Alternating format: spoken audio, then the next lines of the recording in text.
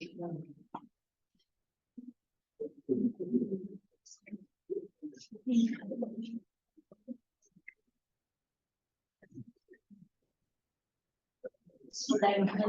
Assalamualaikum warahmatullahi wabarakatuh.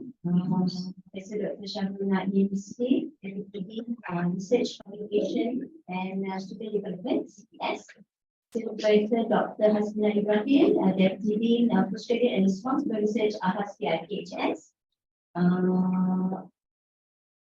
Staff from CPS, all academics from KIRKHS. Face-to-face and also by Zoom. Welcome to the training on i-VIVA. Today, before we start with our training session, I would like to invite Assistant Professor Dr. Hasbina Ibrahim for the few words.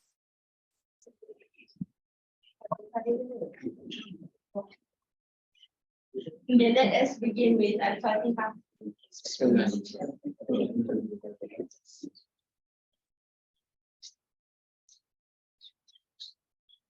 Thank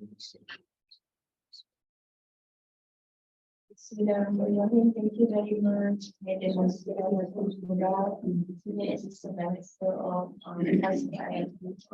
I would like to welcome the team from CPS, Professor Syamruna, Sister Damia, Sister Dila, and thank you to all the sub-departments, representatives of the departments. And I can see many senior professors are also keen to learn. This is a very good sign. I would like to report our previous appreciation to Professor Syamruna for continuously in support of the kuliah. This is not the first time we come to the kuliah, right? I remember the first time you came when you trained us on the I-monitor. Alhamdulillah. This is the third time, yeah, insyaAllah. This is the third time, what was it? I wanted to juga. So we are very excited learning. Alhamdulillah, as you can see today, we have full house. I would like to say thank you to all of you for your support, because I didn't expect that people are interested in meeting face to face, especially training like this. But alhamdulillah, this is a good sign that everybody is looking forward to new technology that can help us in delivering more quality works and safeguarding the well-being of our students. This is our commitment. And I would like to send salam from Professor Dr. Shukran Abdul Rahman, the Dean of IIUM. He cannot be with us today. I think maybe if he comes with us a week, because he just arrived from Morocco late afternoon yesterday, or maybe yesterday. He's coming today, I think, but he is sometime alright. So without further delay, I would like to leave over the session to the MC so we can carry on with the rank and take away to Dr. for the speeches. So thank you so much.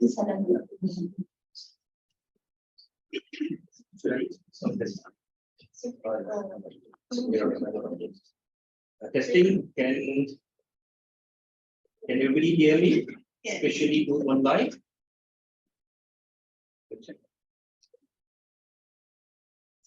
Can I get any feedback from our online viewer?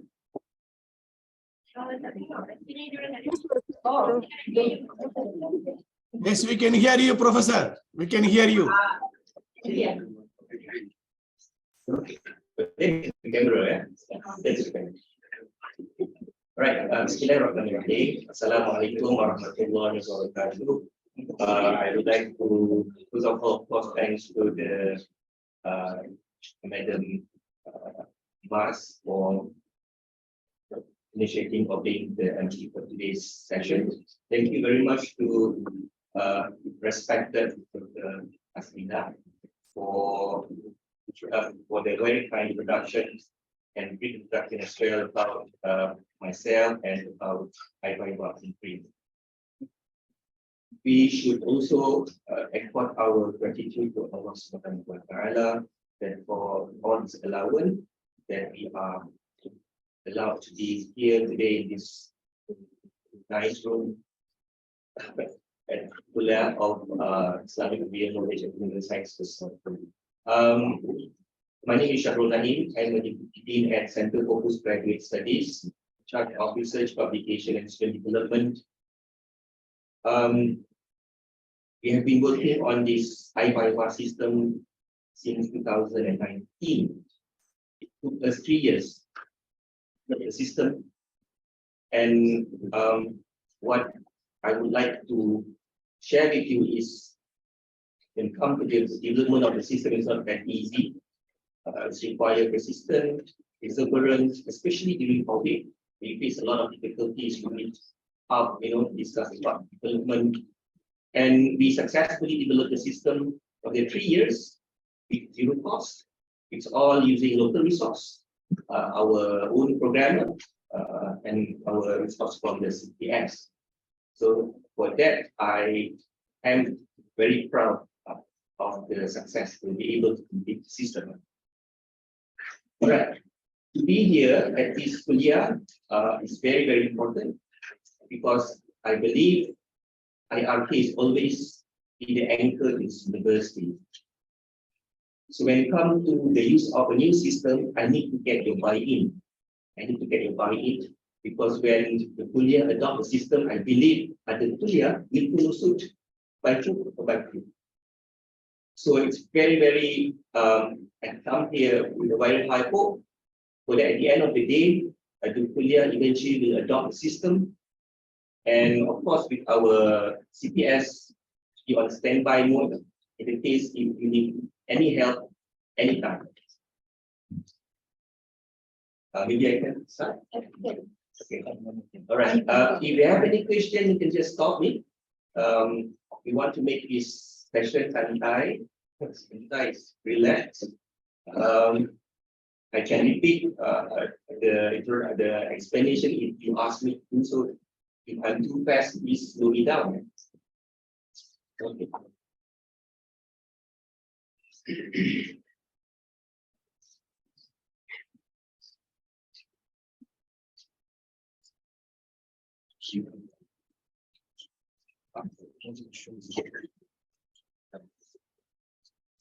Okay. So this is part 2 of my training because part 1 is for iMonitor. We have developed iMonitor before i-VIVA, and as you know, i-VIVA is succeeding iMonitor.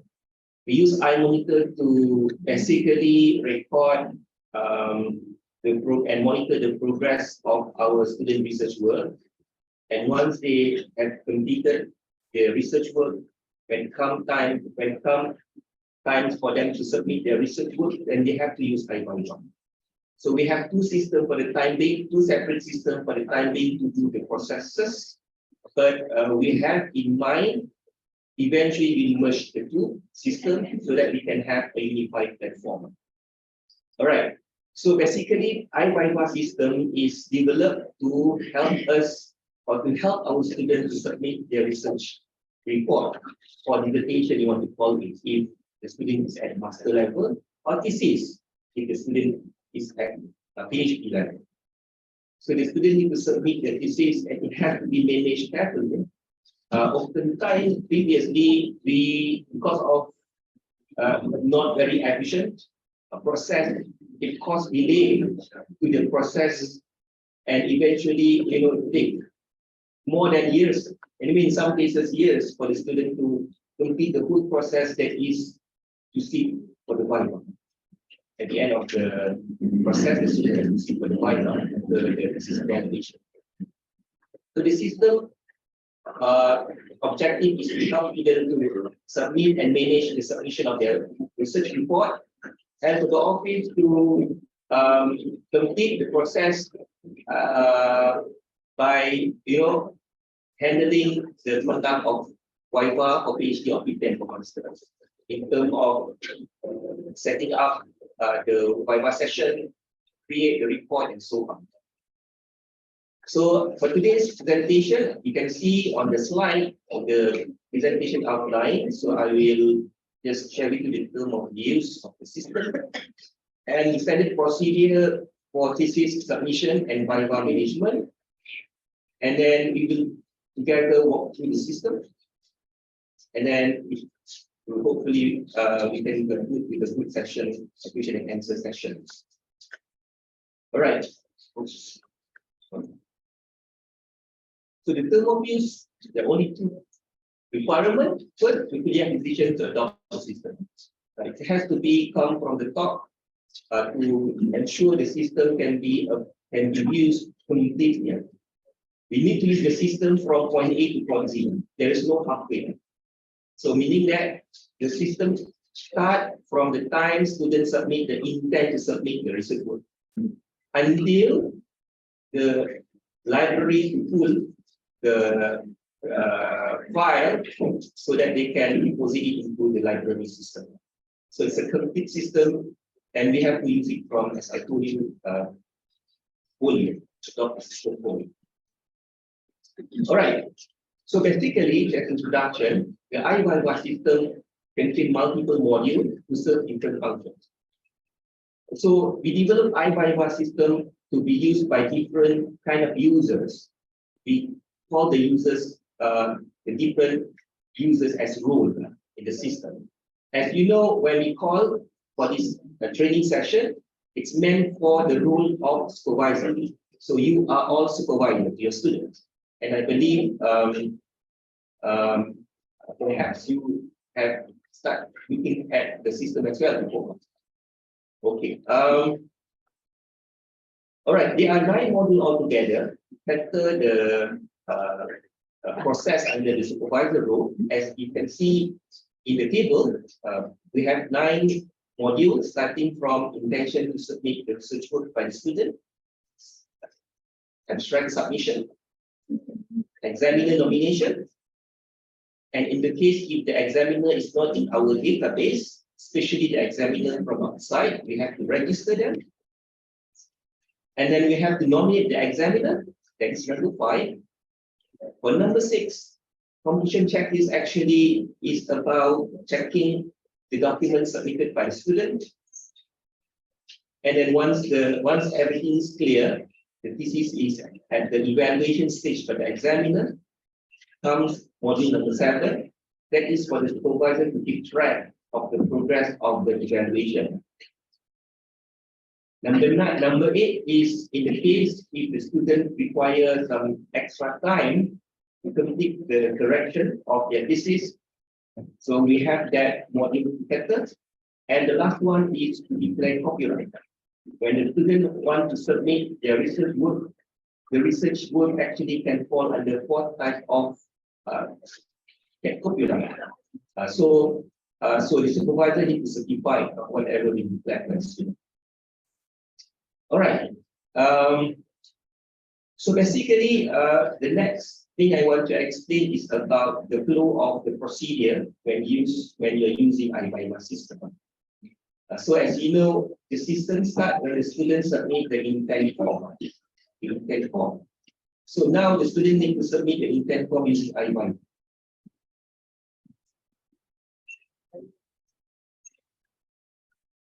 This is a mandatory process for the student before they can submit the thesis to the postgraduate office. And we expect the time after the intent form is submitted for the student to submit the final form of the thesis is 3 months. So you guys have to adjust in a way that when the student is ready to submit, then only you can approve the intention. Because later on you'll see after the intent form has been submitted, we have to appoint examiner.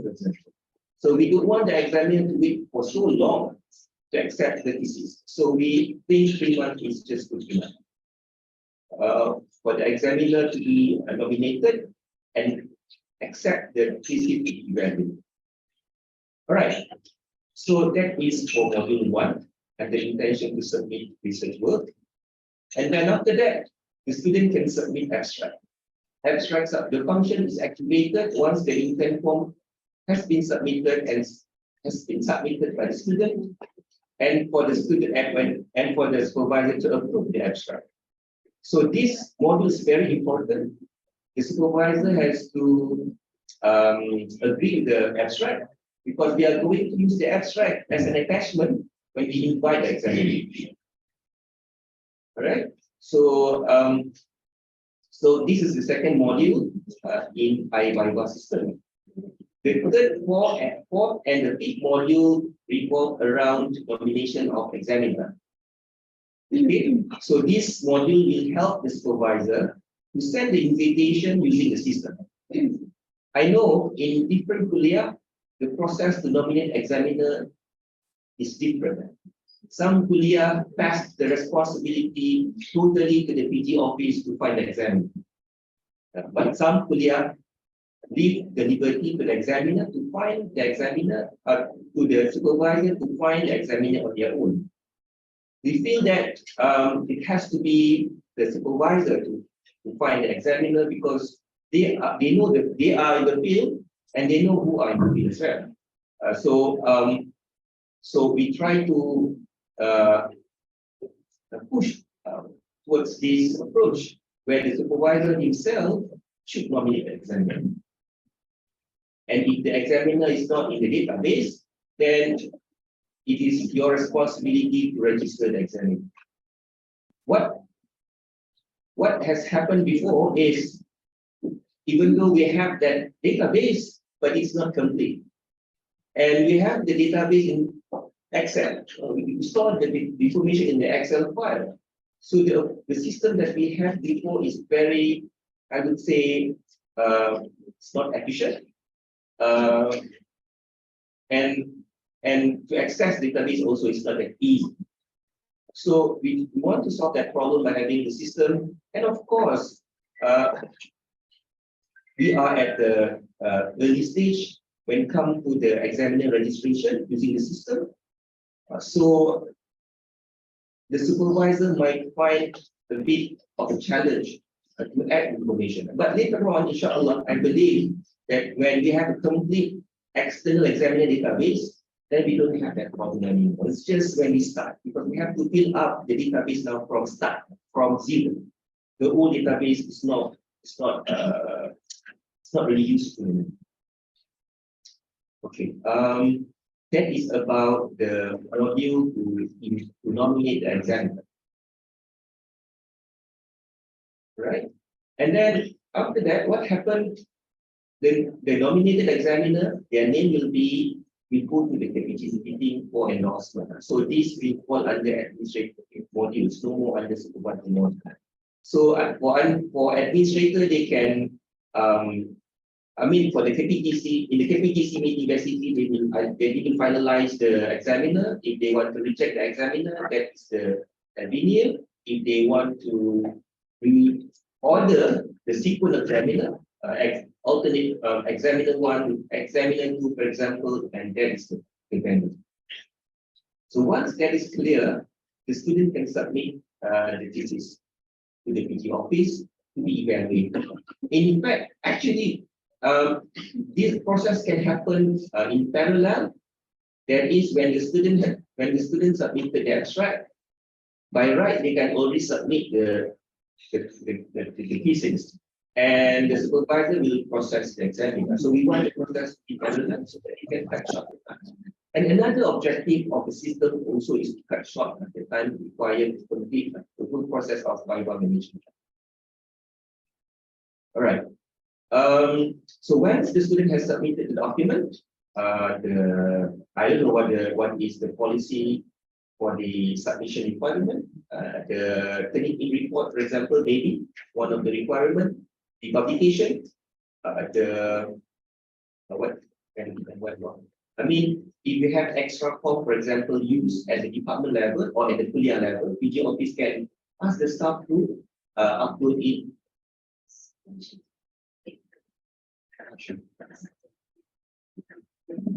Okay.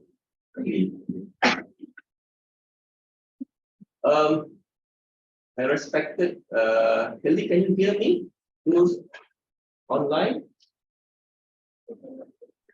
Because Yes. now is it clear? Okay, please let me know if the sound is not clear, yeah, because I need to get your feedback to reset the access files. Prof, the sound is a little bit. There is an echo, and quite far. Yes, if yeah, if it will be better if you a little bit get closer to the mic. Is it okay now? Yeah, Is now it it's okay. But But when we you can- speak, there is echo. Maybe there is someone switching on or in the Zoom link. If you are in the Zoom link, make sure that you turn off your volume. Because if someone is on Zoom link in this hall, Yes. can cause pain. And can we make sure that if we are in the Zoom link, we turn off the audio and the volume on our computer, as well as we mute ourselves on the Zoom. Okay, testing. Because can we have one of the mics? Can we have the slides Slide. so that we can use it without looking at Zoom? Or because our eyes not that young. Okay. May I mean, the Mark, can you have the file, right? Can you upload the file to so that you need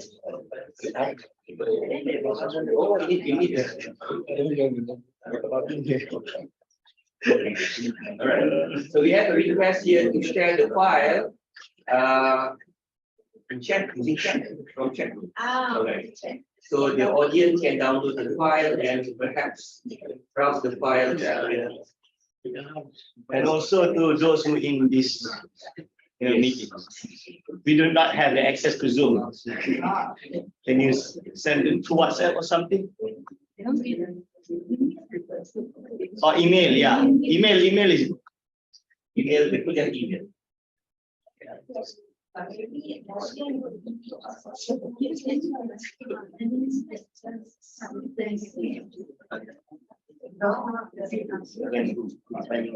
something it's too small. Right? I have to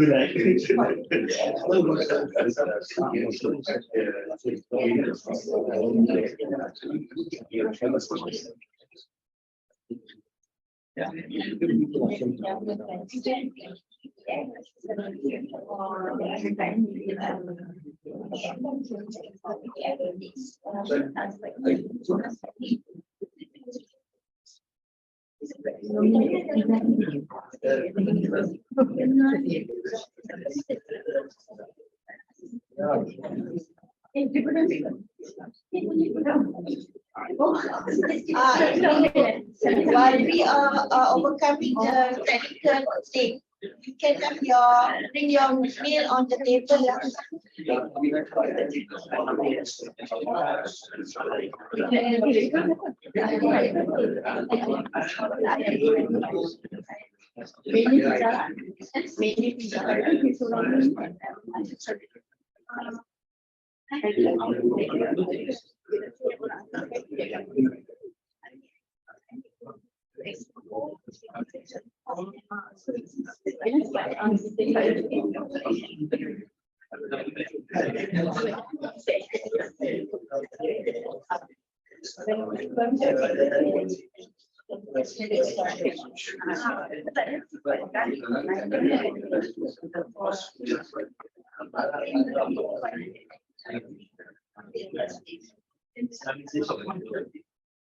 Okay, testing. Can you hear me?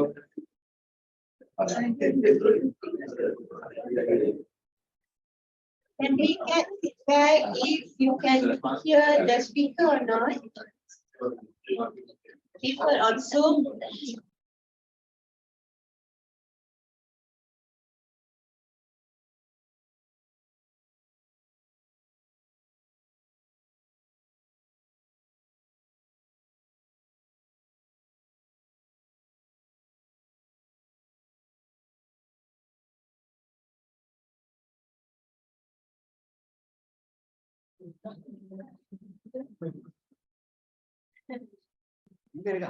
All right, testing.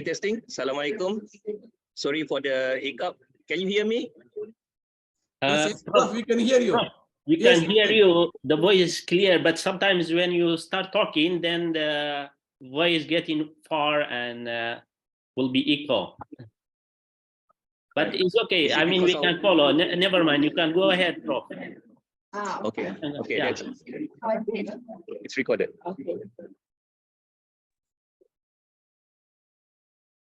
Can we continue?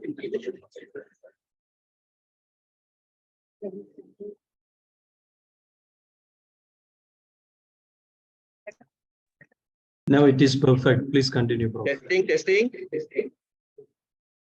Still we have echo.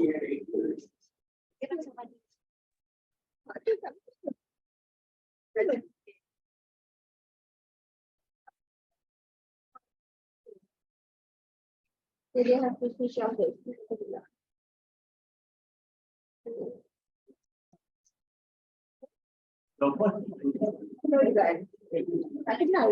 Okay, maybe I can try to increase my voice. I mean, you can switch off the speaker if that's the source of the problem. Okay. All right. Is it clear now? Is there still echo? No, Prof. Now it's okay. Now it's okay.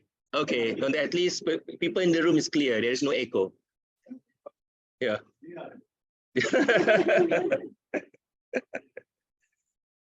All right.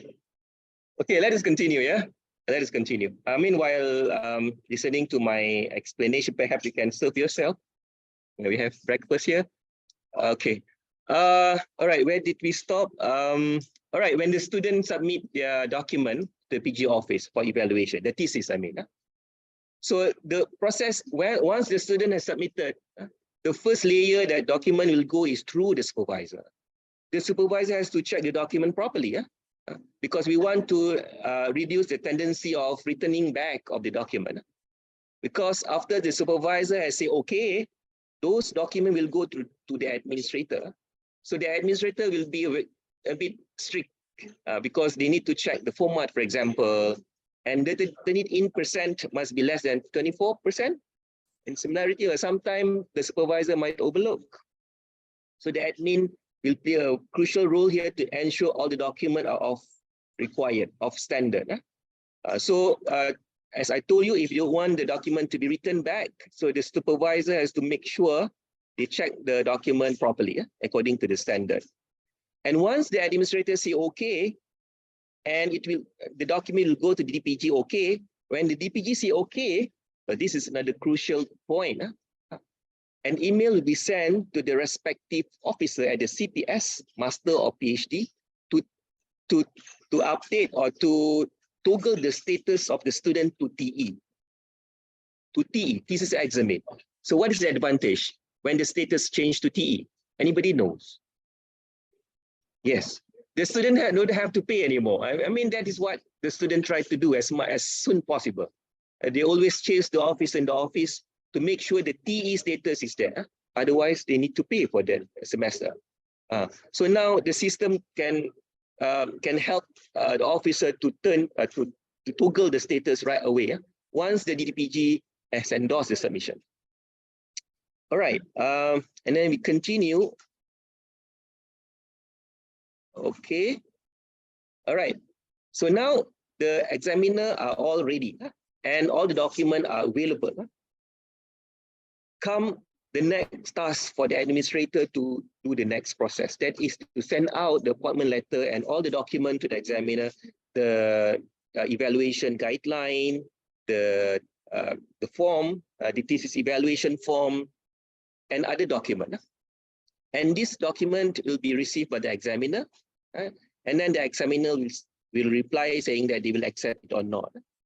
So we have certain features in this module where if the examiner is not responding within times, for example, or if the examiner after 1 month waiting for his response, eventually he said, I'm give up, I don't want to. So we have features in the system to cater those scenario.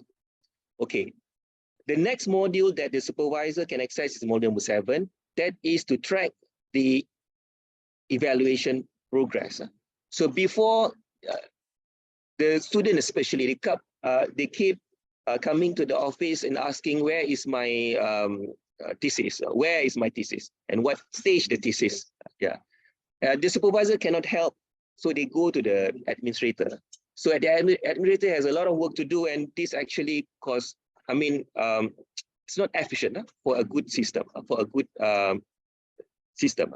So the student and the supervisor alike, they can track where the dissertation is in terms of how many days left for the examiner to return back the document.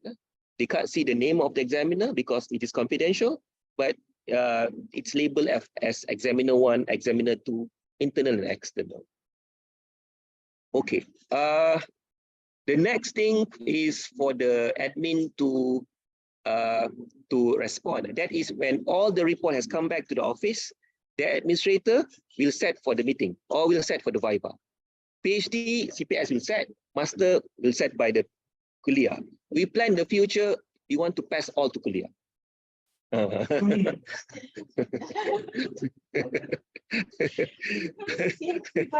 Yes. So, Allahu Akbar. Yeah. So okay, let us see. Let us see first. Okay. So so when all the documents are there, and then the officer can set for the meeting, and then the invitation for the meeting is called or is sent out to all the committee member. For the doctoral is doctoral examination committee member, and master is for master. PTEM maybe has their own committee. So the invitation will be sent based on, the data will be based on what you have set, the date, the time, the venue, and so on. And then as usual, the session will be conducted, and then the result will be produced, and the committee will key in the result. And then at the same time, if everything is okay, the report will be generated, and then can be sent out to all the respective parties, including the deputy rector.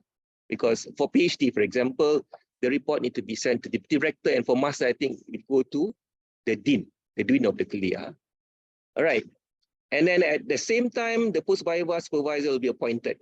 So from that time onward, the supervisor is no more worried about using the system to do the subsequent process. The post-viva supervisor will take over and continue with whatever needed for him to be to do. For example, if basically what the post-viva will do is to make sure all the correction comment given during the viva is addressed in the final report, and to ensure the final report is in the standard form. That is post-viva supervisor module 8. And for supervisor module 9, eventually when the student has submitted all the document and the dean is okay with the submission, the student will declare the copyright. And once he declared the copyright, when the dean say okay, then a notification will be sent to the office, PG office or CPS, to turn the student status to GR.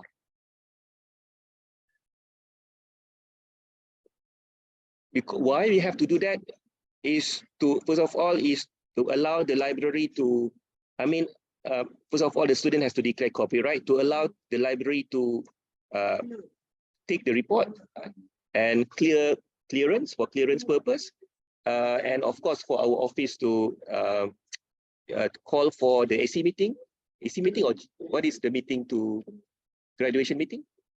Graduation meeting. Yeah, because we have a subcommittee at the CPS level to endorse the graduation. All right, and that basically will complete the whole process of in iVIVA system. So let us go to the system. So you can access the system from the website address as shown on the slide, iviva.iium.edu.my. So you might have access this page, but for the first timer, so this is the page that you will be landed upon keying in the address. You see there are three options to log as a student, as a staff, and as an external examiner. Of course, us are all staff members, regardless of role, administrator or academician. All right, now this is the first page that you will see once you log in. So you might feel familiar because this is the exact format we use for iMonitor. So this is the strategy we use when we develop iVIVA. The user experience, the feeling is the same as iMonitor, so that when we merge the two systems together, there would be any big problem. All right, so we divide the page into three parts. The most on the left actually is the menu that's accessible by the user. The user has different role, and you can see for my case, under the main menu, I have been assigned the role of supervisor, co-supervisor, CPS, no, all the role I have, because I am the super user of the system. So, but for you, you must have at least supervisors by default. You must have at least co-supervisor role, internal examiner role, and post-viva supervisor role. 4 roles in front of you now.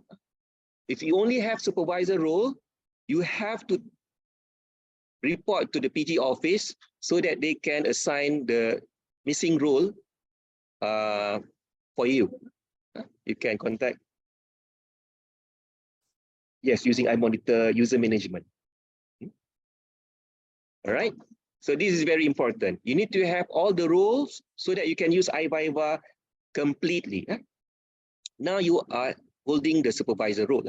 So as a supervisor, you can see the remaining part of the screen. The middle part basically is what we call as information board. So it shows all the statistics of your supervision and the type of supervision you are as a co-supervisor or supervisor or committee member or chairman of committee member. You can find it all here. The data is taken or is extracted from the PG system. So if the PG system, if the data is not right, so don't blame iVIVA, you have to blame PG system. Owned not by iVIVA unit, but by who own the PG system? CPS and Kuliah. Oh, Kuliah as well. Okay. No worry. Inshallah, the data in the system is correct. All right, and we also have our student listing down there. And then, I mean, if you scroll up from your slide or from your page, perhaps you can see more. In my case, I don't have, because this is a PowerPoint.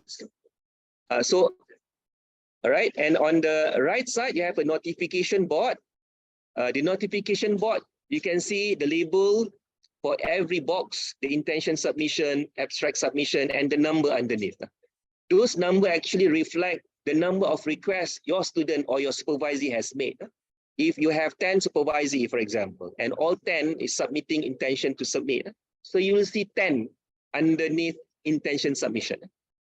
And you can click on those numbers, will bring you to those 10 students. All right. We go to the next slide. So this is the 9 module that you can find under the supervisor role, as I have explained before, from the intention to submit research work down to the copyright declaration. I mean, if you are having access to the system now, you can just click those menu and see what happened. Of course, some of you might have some data, but most of you might not have anything. Okay, let us go to the first module. That is the intent submission. Intent submission of the research work. All right, so to access this module, first of all, you have to have that supervisor role. And then you can just click on the label. It will bring you to the next page. Okay, this is the page. If you have any requests made from your student, you can find those requests in this page just by clicking that button. So in this case, I have one student requesting for me to approve his intent. That is Darwishi Khamis. He's not me, but his supervisor. So what supervisor has to do is to click the agree and disagree button. because for this process, for the intent submission, what is needed is just the agreement by the supervisor. That's it. If the supervisor say okay, and that's it. The student can continue with the next process. So I think that the supervisor need to do as well. When they agree with the submission of the intent form, they need to select some officer, namely the DDPG, the HOD, and the Kuliah administrator where the notification will be sent to. Because there's no point for the supervisor to keep that information. He need to share it with the respective officer, because this officer need to be in know as well. The DDPG, the HOD, and Kuliah administrator. And then the supervisor will click, for example, agree. And what happened next? It will be recorded in the logbook for all the process that the supervisor has taken, the agree or disagree, recommended, not recommended. They are all being logged into the system so that everybody can see what action they have taken. So the process, we want to make it as clear as crystal. Crystal clear. So there is no more, missing form, or maybe, finger pointing of who should approve and what not. So in this case, for example, underneath you see the email notification log. So the notification has been sent to the HOD, to the Kuliah DDPG, to the Kuliah administrator by the supervisor. What if the intent form is sent to the wrong person? Okay, that is the problem that we have seen. So we have closed the loop, we address the problem. You see that small pencil icon here? So if you click on that icon, you can change the recipient. For example, if you want to change the HOD, you can just click the button pencil and change to the right HOD. So by right, the list of HOD will be among those from your kuliah. It would show all the HOD from other kuliah. So you have to know your right HOD to select the right person. So as the kuliah administrator. So I suppose for a big kuliah like IRK, the kuliah administrator is not single. They have like at least 3. So perhaps PG office can give a clear instruction for the staff at the respective department on to whom the supervisor need to send a notification. It must be sent to the right kuliah administrator. Otherwise, all go to Madam Mas. Madam Aki. All right. Any question? That is our first module, the module 1. It's clear, right? The system is easy, it's user friendly actually. I mean, yeah.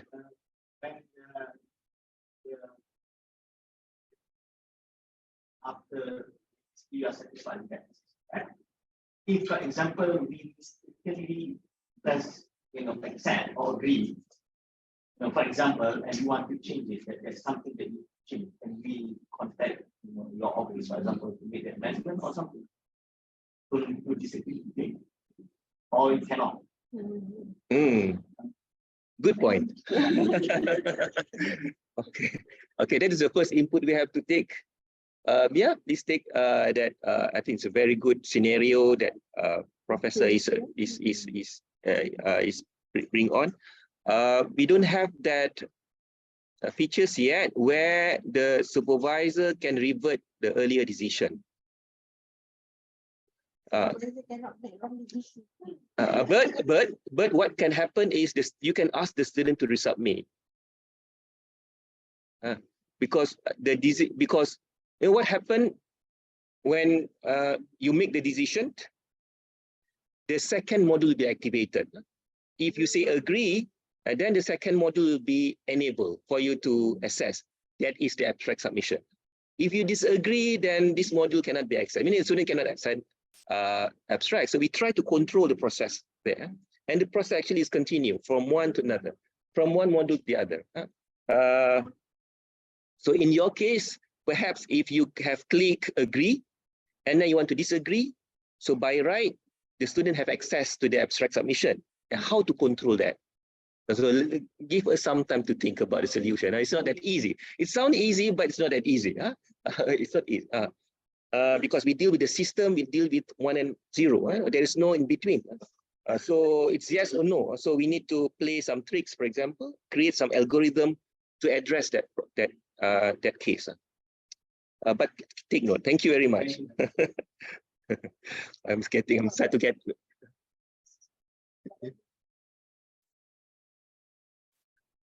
Once the supervisor agree, then suddenly feel that it's not supposed to be agreed yet. But then the process after the agreement of the abstract two, then the system two will go to which level? Okay. Because for the supervisor, after the module of abstract, then another module appeared. But for the abstract two, after the supervisor agree, and then go to where? Okay. Maybe the person in charge for the go to where to can do something to disagree or to reject or what. Yes, Yeah. yes. Yeah, that is different issue where I will explain. But what Dr. Aiman was mentioning is about the intent form, right? So intent is you only have to agree or disagree. That's it. There's no recommendation. There is no certification. There is no approval, endorsement. It's just agree, disagree, notification. By the supervisor. Yes. And then the process will not go to the HOD or the deputy office. So if the supervisor say it's okay, and then the system will send notification to the 3 person that I just mentioned. Just notification. You cannot do anything. Yeah. You don't have to do anything. This is just intent. Just intent yet only. There's nothing that. Just to show commitment actually, because the student need to show commitment about how serious they are in producing the final thesis.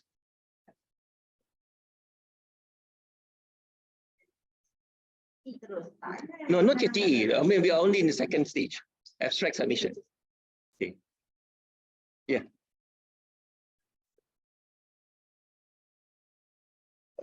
No, of course, when the student is planning to submit the thesis, the intent form, basically, they must have consulted the supervisor. I think there must be a prior agreement between the student and the supervisor before the student click the button. But yeah, there is a two possibility if the student does not consult the supervisor or the supervisor click the button wrongly. That happen every time.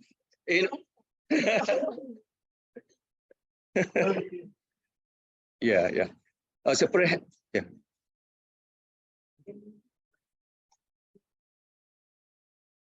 Yes.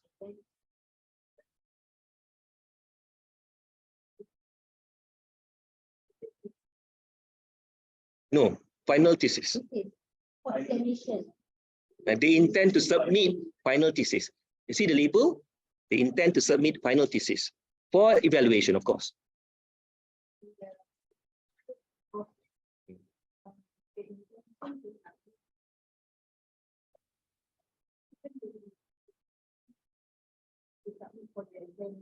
Yes, exactly. It's the same thing.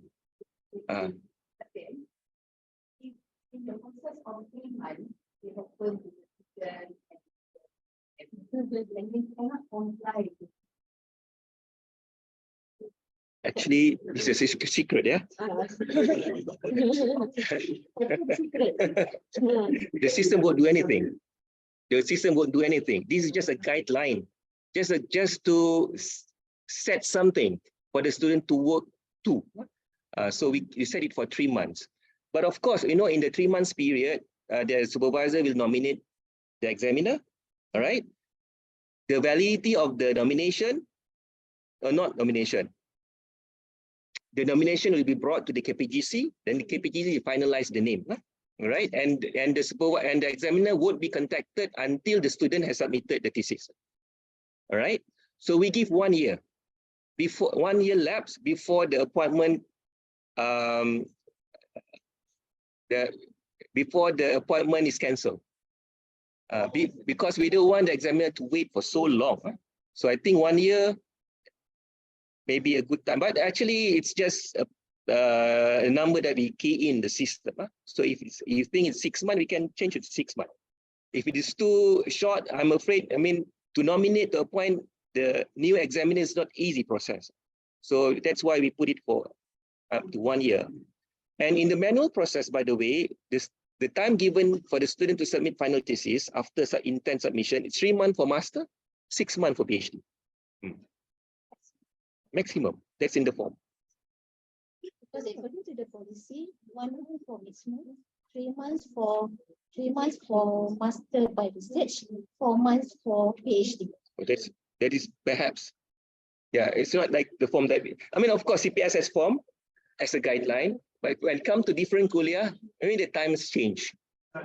So when we set the system, we follow the form, the original form provided by CPS. We can always refer to the form.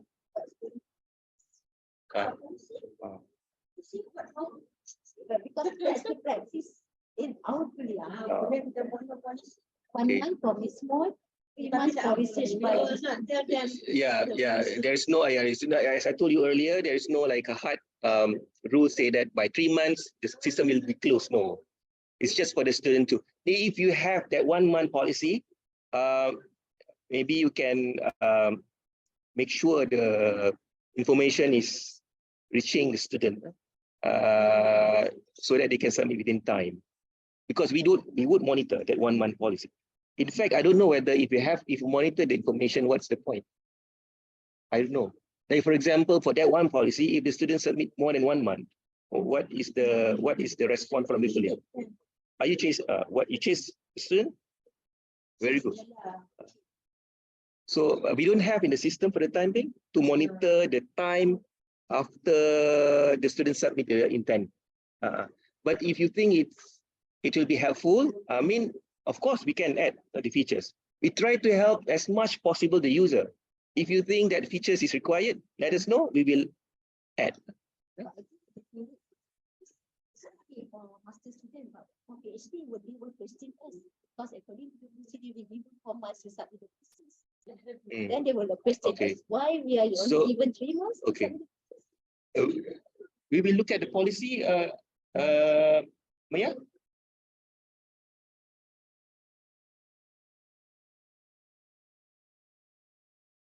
For PhD. Yes. 4 months. So the system now just, I mean, it's just a statement, say 3 months. We don't track the 3 months actually. It's just a label. Maybe I can show you. Some flexibility, but we as the freelancers, we should be abide by the policy, right? Let's see if it is mentioned there, because it will be. All right, we take note. We take note if we need to change to 4 months. I just need to change the label. It's not that a big deal. It's not a big problem. It's not a major problem. It's just change of label. Label is is in the active function. It's not important. I mean, it won't do anything. Yep. All right. Maybe I can. Okay, abstract submission. Okay. We will continue with the abstract submission. Thank you for the input, Sister Ati. All right. So as I told you earlier, once the supervisor agree with the notification, then the abstract module is activated from the student side. They can submit the abstract, and what happened? The supervisor will receive an email say the student has submitted an abstract, and then by right he will open up the system and click on the respective button, and then we'll view the abstract and assess the abstract.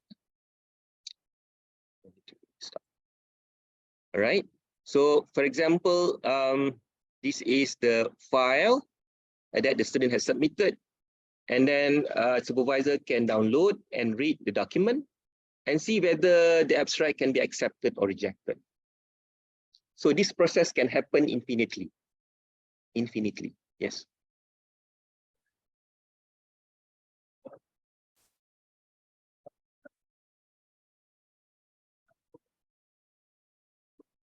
We realized that the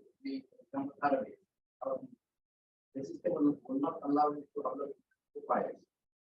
That's number one.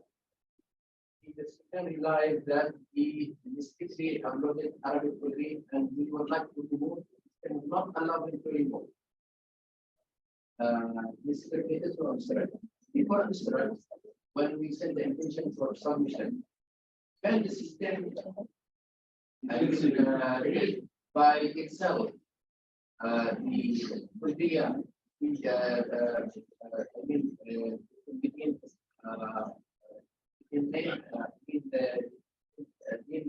without selecting, if the student from IIUM in the name of automatically would be there.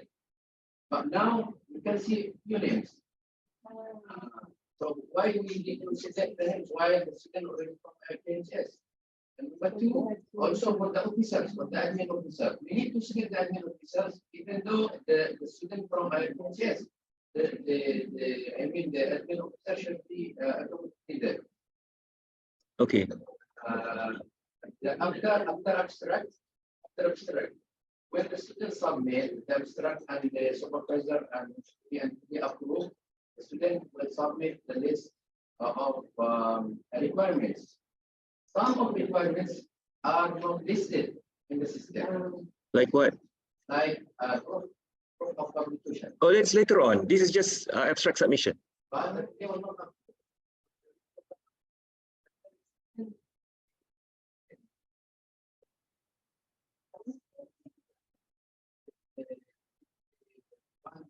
for uploading the publication. Okay, hold on. Is it because now we're talking about the, I think module 7, module 8. For module 2, we just talk about the abstract submission. It has nothing to do with the approval from the PG office. It's just between the student and the supervisor. Okay. I want to respond to your first question regarding the intent submission, regarding the officer that you want to submit. When you click on the DDPG, whose name you will see other than Dr. Haslin? Who are they?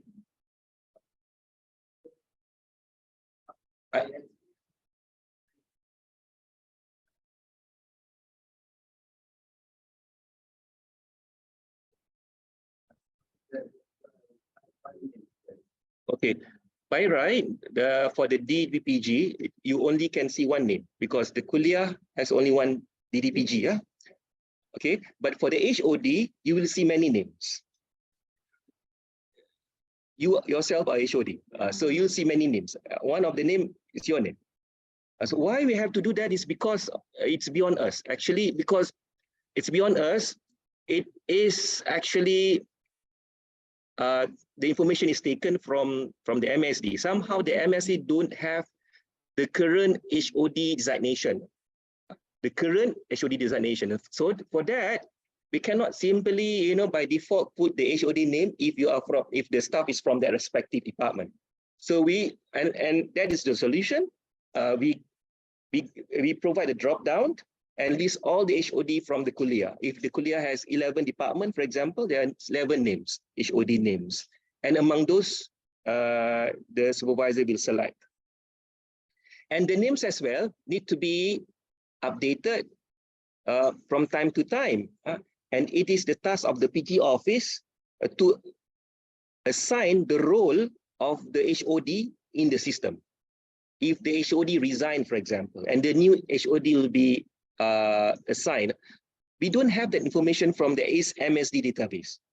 The solution that we take is like that. So the office PG will assign the new person with the HOD role, and then you can see his name in the drop-down list. System-wise, we cannot. We have. I mean, like this is has been looked up. I mean, we have ITD who develop the system, and they try to. Maybe they will find solution, but for now they don't have solution. As you analyze.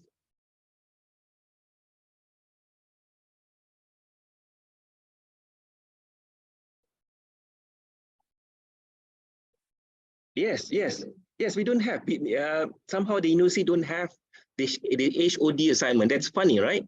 But that's the fact. For the admission system as well, you have to choose from the drop-down. And even in the admission system, those role has been assigned by an officer. It's not from the MSD. Likewise, for i-VIVA, the PG officer will assign the role of HOD for her or for his kuliah. It's done manually. So if you don't demote, for example, the old HOD, so you can see the list keep continuing, we keep growing. So from time to time, we have to clean society, the list of this important officer in the kuliah. HOD especially, and administrator, I was informed at IRK, there are 3 officers who manage the thesis for different department, and the kuliah has different officer. So we don't have any choice to, unless we provide that drop down, so the supervisor can select the right officer. We cannot make it automatic because the assignment is done at the kuliah level. Maybe this officer this time is assigned to the 3 department, next time is 4 department. How we want to tackle? It's going to be more complex. But I hope that respond to your question. I'm still don't know what's the cause of you see the many name in the under the DPG drop down. We will look into that matter. But if you can snapshot, then it will be very helpful. Okay, thank you. The name that you see, the partner is from kuliah or different kuliah, but DPG.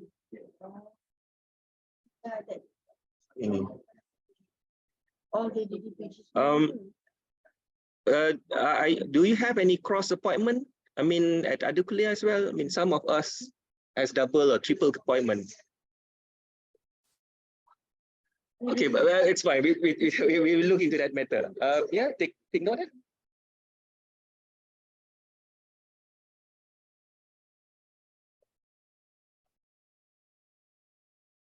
Okay, all right. Okay, now let us talk about abstract submission and the process. And if any problem or any comment you want to give, we can do it later. So once the student has submitted the abstract, supervisor has seen and whether he wants to accept or reject, he can do so. He can pick any option, accept or reject, no problem. And the decision will be recorded in the log system.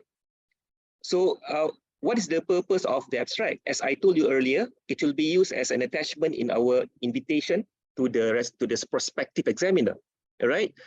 The latest abstract that is accepted by the supervisor will be taken. So as in the normal situation, the submission of abstract can happen many times. The student, when they find they did some small change in the research, for example, it has to be reflected in the abstract, and you need to update the abstract, and the supervisor has to approve the new abstract. So the approach that we take will take the latest accepted abstract by the supervisor as an attachment to the letter of invitation to the prospective examiner. Yes, we don't have option to upload 2 files. Maybe you can merge. I'm not very sure you have to attach both abstract, Arabic and English in the invitation. Is it necessary? In one file, yes, there is one solution. But I just wonder whether do you need to send both versions of abstract?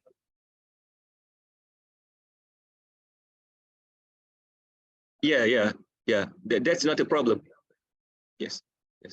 Now I'm just asking whether it is a practice for double, for English, for Arabic thesis, for example. It's a normal practice. Okay, good. Okay, this is new because okay. Yeah. But as Dr. Ridwan mentioned, perhaps the 2 abstract can be combined into one file. And oh yeah. Oh yes, yeah. Yeah. Right. Okay.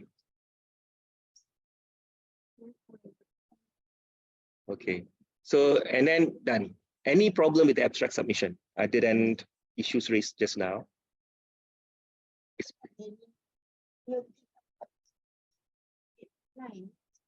That submission abstract to our potential examiner. Because before this, our examiner didn't get anything before they will nominate. I mean, when you nominate them, dia orang macam like submit now or tak now, especially Oh, internal really? kan. Okay. Kalau bukan buat external, tak lah. Okay. Ask them first. So you think it is good? You think it's good? Tak lah, so far so good. I I mean, think we never ask for their, we never give them the extract phone before this. okay. This is a practice at other schools? Yes. Yes, at engineering, at least when we approach our prospective examiner, we will send together the abstract so that the examiner can make an informed decision.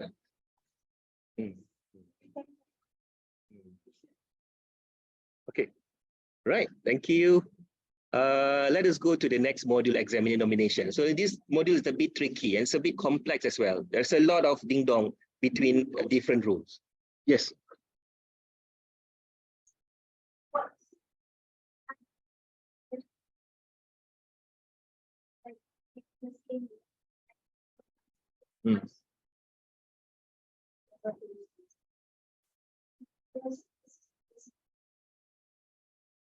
Yes, the system will record everything. That's why we have log system. So if you go and check this, for example, abstract submission. So as many of your students that has submitted the abstract, you can see the record until even graduation, until even, I think 6 years down the road, you can still see because we need to keep the record for audit purpose.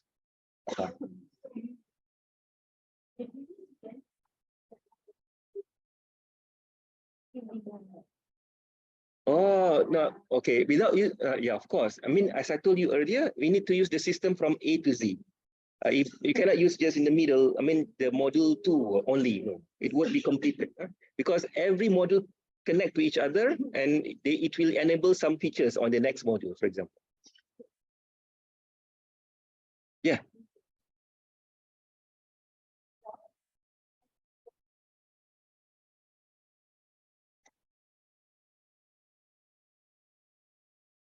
That one we don't have information. That information in i-VIVA. You might want to add that information in QRIS. In QRIS. Yeah.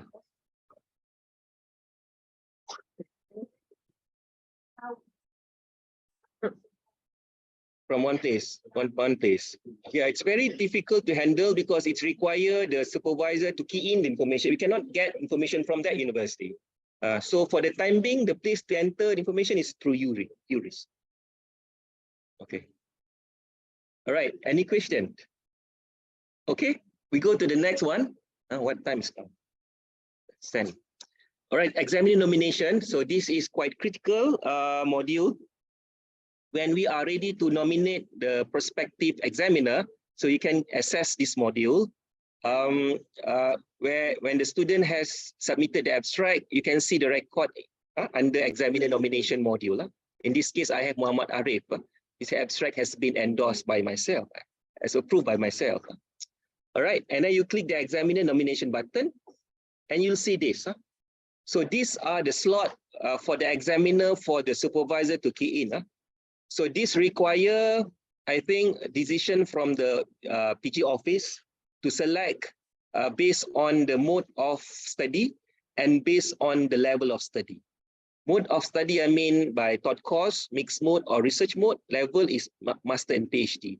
So those combination might have mode might have different combination of examiner. For example, if it is a taught course to evaluate research paper, for example, you might want to have only one examiner, internal.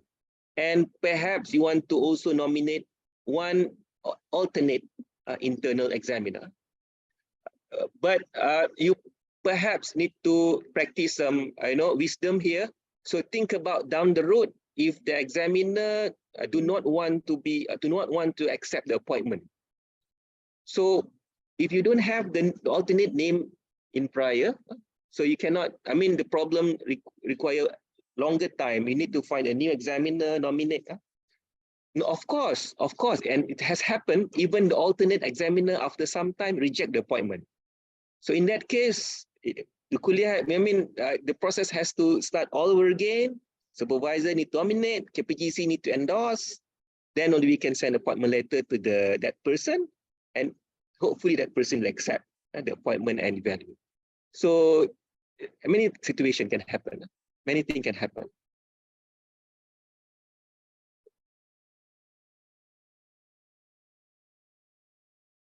Nomination, that's why we send invitation through email.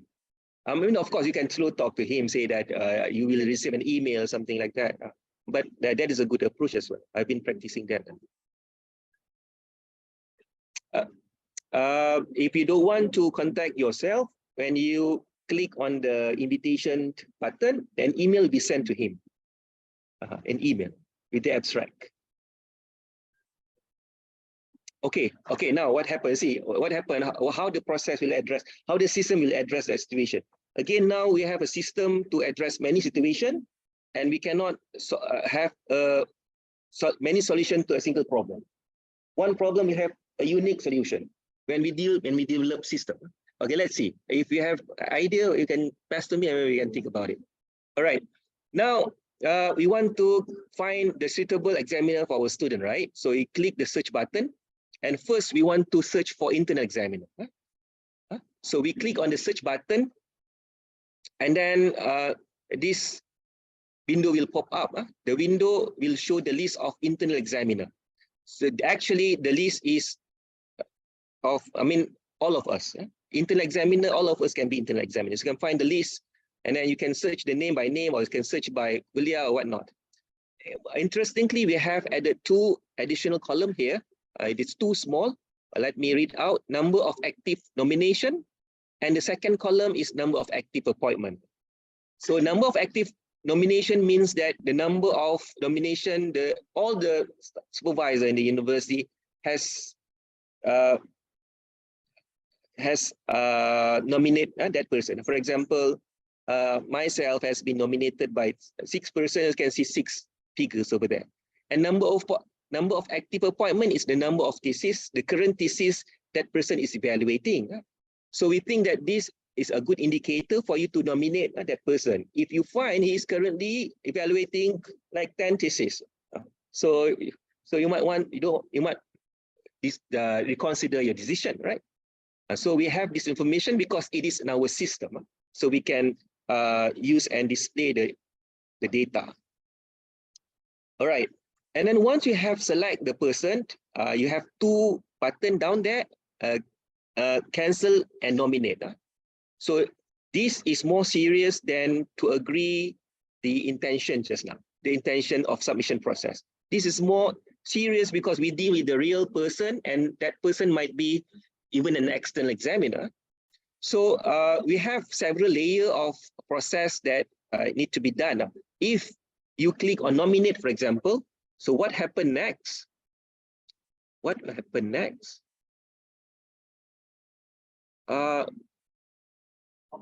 yeah. There will be a pop-up window to confirm your decision just now. Are you sure you want to nominate this internal one alternate examiner? So you have still time to reverse. Okay. Let's say you click OK. That's fine. Let's say you click you mistakenly click OK. What happened? Still there's nothing happen. What happened when you click that pop-up windows? You can see the name now in the field. In this case, internal one alternate, Nick Ahmad Hisham. We haven't sent the nomination yet. And at this point, we can still cancel the nomination. If you don't want to cancel, if you want to pursue the nomination, we can click on preview and invite. Okay. Click selection, cancel selection button to nominate other examiner. So now when you click on the preview and invite, another window pop up to show the kind of email that you send to that person, and also the attachment and so on. So this is another point or another juncture where you can take to stop the process if you mistakenly choose that the wrong examiner. So once you click invite examiner, then only the email will be sent out. So you see the multiple stage, just that is there and to avoid more serious problem to happen if you wrongly nominate that person. Because like when we send out certain email to external examiner, for example. You might have experienced this. So you even have an expectation even to be appointed as examiner, not only to be nominated, but to the level of being appointed examiner. If that university keep nominate you, but keep nominate, but there is no appointment, after some time you have a tendency just to reject. So that is how important the email is, or the content of the email, to clearly convey, what's going to happen if you accept or you reject this nomination. So we have to think about it, that situation as well. So, all right. Examiner nomination. All right, now the email has been sent out to the examiner and you keep waiting for the response. You call and it didn't pick up. So what in the system, what we do is this button, a cancel nomination button, will appear after 5 working days. In the email we send to that person, we ask them to respond within 5 working days. If they're not responding, then we can still keep waiting. But from our side, we can see this cancel nomination button. If you click, then an email will send to him say that we'll cancel the nomination. If you don't click, if you want to wait, and you can just wait forever if you want. So there's no, that is the solution that we have taken to address this problem of examiner not responding to the email. Yes, the supervisor. And then he can renominate. He can find another person to be the examiner. There are many things that can happen when we send that email. The person might open or might not open the email. In one case, in one of the public university, we experienced the email got quarantined. It has from our side, we see the email has been sent, but from the recipient side, didn't receive anything. So it has been quarantined at the like the IT server or something like that. So they have maybe because of the security reason, because in some university they have a policy where if the email contained password or login, so they will quarantine or they will reject altogether. So we might face this experience from time to time. If you have this experience, let us know. Then we will communicate with the university to relax that policy upon our email. That is beyond our control too, but can happen. This can happen.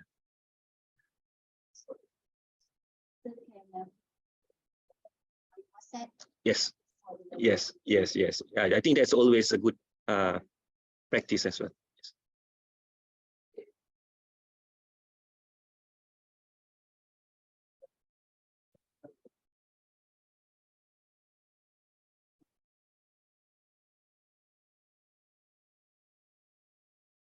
Next stage. Now we are in the nomination process. We are trying to list down the prospective examiner first, and after this, okay. So yes, let's see the next slide. Yes.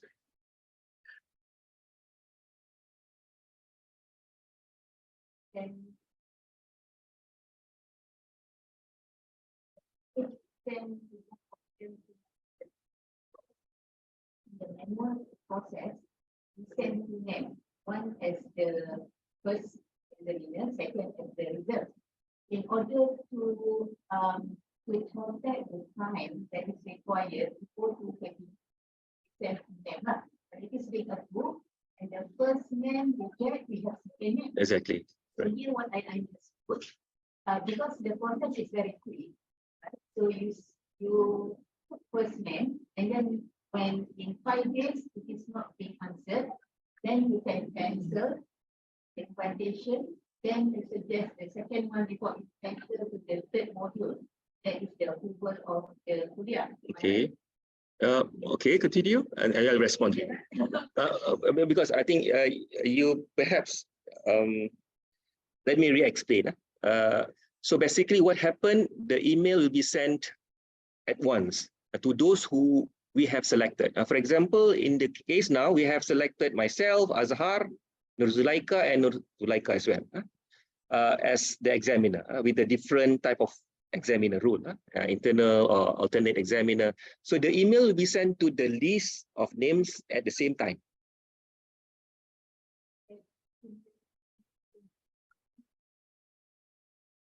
It can be more than one, more than one examiner. So if you look at the slide, there are 7 possible examiner we can select and nominate. When they accept, yes, exactly, right. So basically what happened, the administrator will keep checking the list until all examiner has responded, or at least the minimum number of examiners has responded. So they will bring the list to the KPTC to get it endorsed.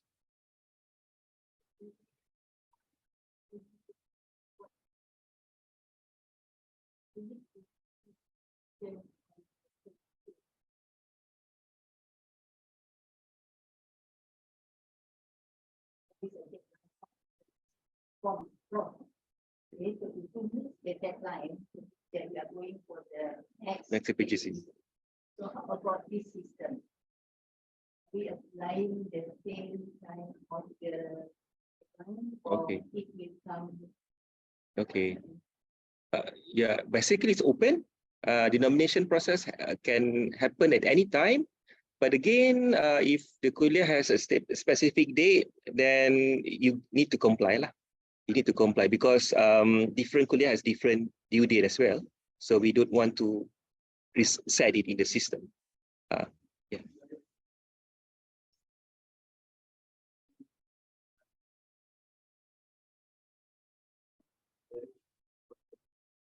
For example, you have to say, before we nominate the anyone of the examiners, before them, if they agree, then we nominate. If they agree, we can nominate. This is important, not to waste time and effort. But in this direction, it will be like we nominate and we don't know they will accept or not. And also, this is built of the eligibility for kuliah. Let's say if the supervisor always nominates someone, always internal, the same person. So who will nominate this? Before taking this action to the supervisor, how about if the system will allow the supervisor to nominate, but the event should not go to the nominated examiner until the eligibility or the fully approved the nomination. I think this system will ease the process of nomination and will indicate the nomination instead of having nomination and after that cancellation or Yeah. Yes, I agree with you. And if we can get a prior confirmation on the examiner side to be nominated, then that's fine. I mean, you can call and then if he say okay, we expect the system to by default see. I mean, the nomination accepted. But we have to think of how to record the process. We can call, but how can we record the call, for example?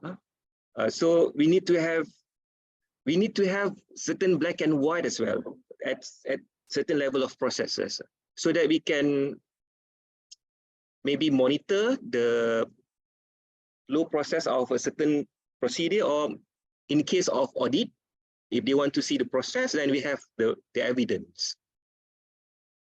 But I can show you the process when it comes in the online mode. It won't take that long. It's just, you can just use your fingertips and the process can happen in 5 seconds if you have phone. So the person to accept the nomination can always respond by a click of a button or by a fingertips. So I'm not very sure how long the process will be more complicated by using the approach. Because of course, as I told you earlier, email might not be read by the recipient, but if we have mentioned to him that you should expect an email and you just need to click an agree button, I don't think that is, too much of action need to be taken by the examiner side. he need to decide anyway, and we have to have a black and white. If we called and he say okay, and how to report. Yeah, he still to kill, or he need to report somewhere so that we can have that evidence.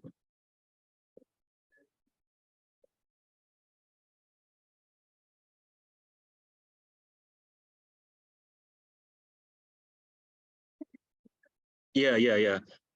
Yeah, that is, I think, of course, of benefit to the administrator.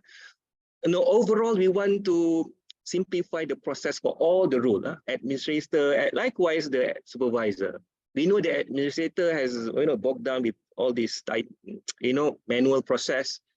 But let's see if the suggestion is good and it is practical, we can adopt. For the time being, we haven't received any kind of comment. By the way, engineering has adopted the system 100%. I mean, everything is okay for now. Maybe they will receive comments or complaints like what you have reported. But until we experience, then perhaps we will address the problem. A real problem, not like anticipated problem.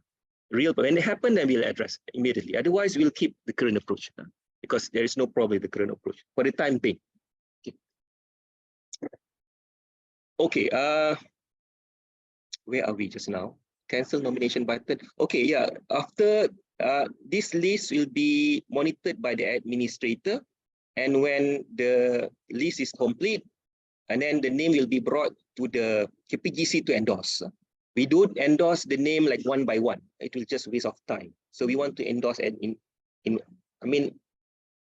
a complete list,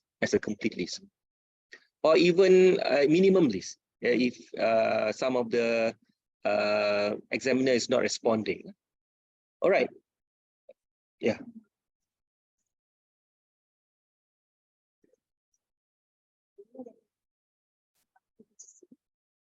Means that the list appeared only the examiners who has accepted the nomination, not all, right? You can see the response from all the nominated examiner. Once you see all has accepted, so you can bring that case to KPGC. There is no paper. The accepted examiners. If let's say the supervisor nominated the examiner, but the examiner did not accept the nomination, so it means that we are not going to table in the KPGC. It's up to you. What happened is once you have defined a meeting for KPGC, so whatever being endorsed in that meeting is the one that will be recorded. Let's say, for example, you nominate, we have sent for this particular student, we have 5 nominations. 3 has responded, 2 has not responded. But if you think 3 that has responded is good enough to fulfill the requirement, in the KPGC meeting that you have defined, you bring the case and get it endorsed, problem solved. But if you, if you don't yet endorse at KPGC meeting, then the problem is still open. Meaning that maybe you want to wait for the other 2 to respond and bring it to the next meeting. Yeah, for the next KPGC. It's all on you. It's all on you to decide whether to endorse the whatever name that has responded on. For the Nomination. Yes. Yes. So we will see what happened at the KPGC. Okay, before we go to KPGC, is there any questions here? Yes.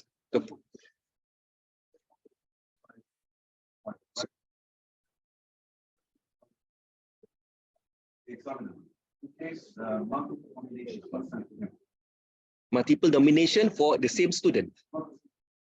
Okay.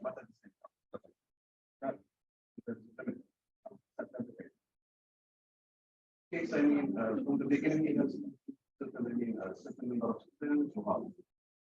we don't have that limit. We don't have that limit. I mean, if the examiner received 10 nomination at a time, it's up to him to decide. But yes, actually, eventually it go to KPGC whether if the name, too many times, it depends. The KPGC has all the record for the examiner that might have not so good a track record, for example, to reject the nomination.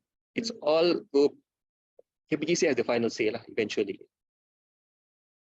Then it has to go again, okay? It has now. Okay, now that is another decision that we have taken. If KPGC reject, it is the task of KPGC to renominate. It's not no more supervisor. Because we don't want to punish supervisor. If KPG, I mean, of course, from the beginning, we trust the supervisor to nominate the right person, and hopefully everything's clear. But in the case where maybe the field is not matched and KPGC want to reject, then they will reject, and then they need to find the replacement. Yes. Yeah. Yeah. One of the iVIVA, we were advised by the chair of the iVIVA, please try to avoid appointing examiners from the same country. So these are technical things which we practice juga lah. We look at the examiners. Yeah. So tak apalah, we are. It's very subjective. It's very subjective. I don't think it can be handled by a system. I mean, there's no problem to nominate examiner from the same country, unless even from the different country, if the problem is the same. I mean, you know, a good friend, you know, the friends always passing your students' work, for example. If come from different country, the same problem will occur. So it's very subjective. Okay. No problem.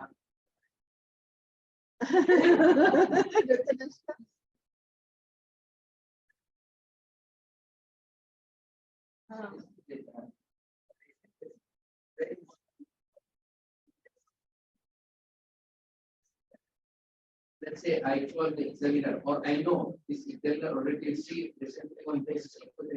I should not nominate him for the next one. Exactly. And I should call him instead of long way. Let's say the department of and the CPS basically the examiner and he reject. So for the student and also for the so instead of moving this, should give the chance to the department to take the explanation from the early stage. When we the right combination made from early stage, will not have this. Yeah, agree. We don't have the department approval at this point for the nomination. It's just go straight to KPGC. When the supervisor nominate and the person accept, it will go straight to the KPGC without need to go to the HOD. But hold on. Doctor, as you said, for the internal, we got no problem because we have the record. How many appointments that he is not having now? But for external, we don't have. That's why you need to call first and ask if he is ready, for example. Then only we use the system to officially nominate him.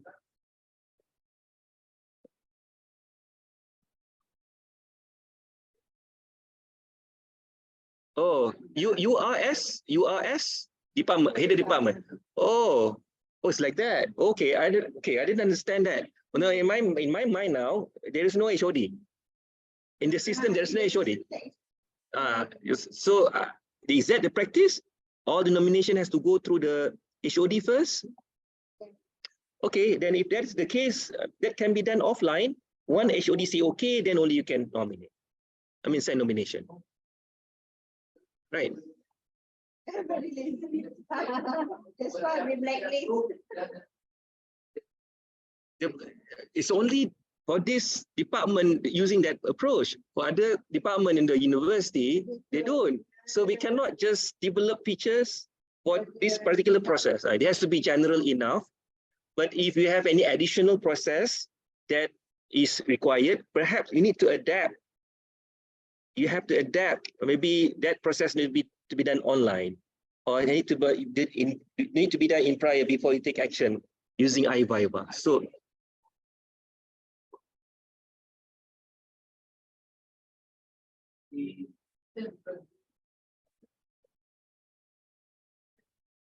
now Okay, agree with you. I'm not really sure whether the HOD is in the form. I translate the process again through the form that we have at the CPS. And come to the kuliah, so the process, because some kuliah might have very small department, so just everything just goes straight to the HOD, to the dean of the KPGC. But IRK is a big kuliah, as you know, even the administrator has more than 3 person. So we try to find solution. We try to find solution where it's applicable to all. It's applicable to all.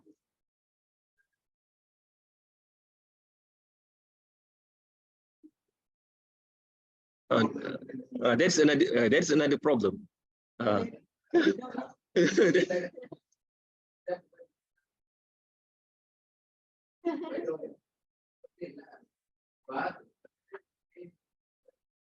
Yeah, I understand because you are a big kuliah, and perhaps the KPGC cannot make a final say. It still depends on the HOD. Maybe yes, no, include me as well. Let's see if we can find a way to sort this out using the system. There must be a way, but you must be creative to solve. Perhaps optional for HOD, HOD to approve. Let's see. But this is good because I don't experience this at other kuliah where I give trainings. This is the first time because of the nature. But thank you very much. Good input. All right. Now next come to the external examiner who is not in the database. This is your extra work to include them in our database. The process is quite, I would say, tedious. I'll be very frank because you need to key in information. Before we can ensure they are not in the list, we search first.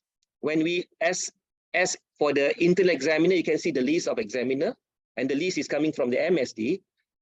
We also have the list for the external examiner, taken from the current database for the external examiner, registered external examiner. The external examiner has to be endorsed at Senate originally, but now we have empowered, we have delegate the KPGC to endorse the examiner. So first, you can search the examiner from the database by their name or by their expertise. You can see in the list the expertise is empty, because we don't have this in Excel. So the one that we have is the new examiner registered in the database. So if you cannot find the information, you can click on registered external examiner. If you can find the record here, if the record is not complete, you can we have ways to update the record through PG Office. All right. Let's say, okay, view detail. This is what I just mentioned. If the information is wrong or incomplete, you can just let PG Office to know and update. All right. So if the name is not there, the record is not there, you can click on the register external examiner. There is a green button there. You click, and then it's the same as the standard 5-page CV format endorsed by the Senate. The name and we just follow. Yeah. And then at the bottom, you see you have to key in to the maximum 5 area of specialization, academic qualification. These are all tabs. If you can click on each, and it will open up. It's a tab actually. When you click on the tab, it opens up a window for you to key in. Publication and research consultancy. We will add after this the record of supervision as well, because the MQA, they just come and audit KICT, and from the policy it stated that the external examiner must have a supervision record, but we don't have that in the standard Senate CV, so we have to include this. Sorry, Prof. Prof. Okay. Just now I saw Najatullah Siddiqui's name. Nomination acceptance status. This is like, I think this is important for the supervisor and for the administrator to always check whether the response has been is received For example, here, you can see for this student, from the nomination, you see some of the examiner has responded. Examiner reports in it. This is beyond. This is after appointment. You can also see the status here. But for those who has not even accept the nomination, I see like the second case waiting for accepted nomination. Or has accepted nomination. Okay. So if all has accepted nomination, then this is the module for the administrator to finalize the names and finalize the name basically to reject or to reorder the sequence of the examiner. So Sister Ati will key in the meeting name here. And then to those case that to be endorsed, you can show it in the during the meeting. So for example, in this case, approval for nomination, examiner nominating waiting approval. So